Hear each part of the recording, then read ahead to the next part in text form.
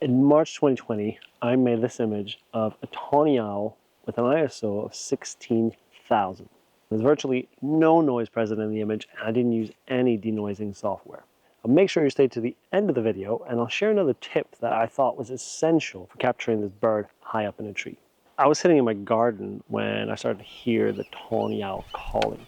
So I went outside and I started searching the nearby trees. I could see a lot of whitewash on the spruce trees over here. I searched the area, finally made my way around here, and I started looking up these large trees that were here. And sure enough, right next to the tree trunk, a large tawny owl was sitting there looking right back at me.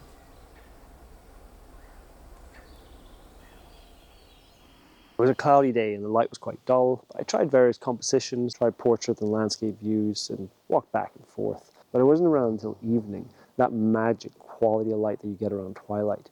So I went back out and I hoped that it was still going to be here. Sure enough, it was sitting in the exact same spot on the large tree. Now, I was delighted. It was much better light now, but the problem was it was quite a bit darker. So I dialed in my settings at f5.6, got my shutter speed down to a 60th of a second, and even then, I had to use an ISO of 16,000.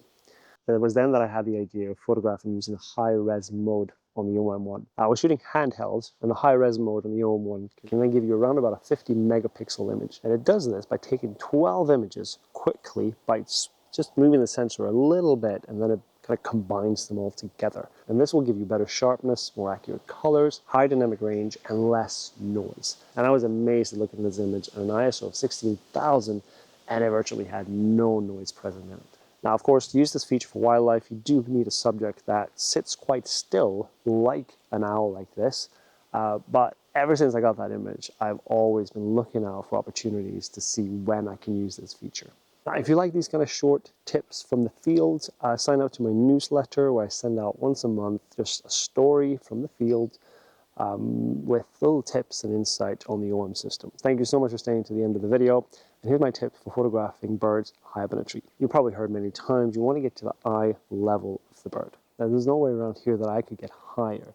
And at the time, I was photographing with a 300 millimeter, and I was photographing straight up at the bird, and it just didn't look that good. So what I did was I put on the 1.4 teleconverter and I went further away.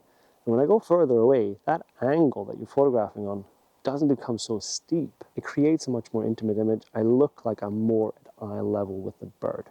So whenever you have those situations where you can't get to the eye level, but you want to try and get that kind of effect, going further away using a longer telephoto lens to get close is most likely then going to give you a lot better results. If you want more tips on settings and camera configurations, check out my OM System for Wildlife Photography course, and I'll put a link down here.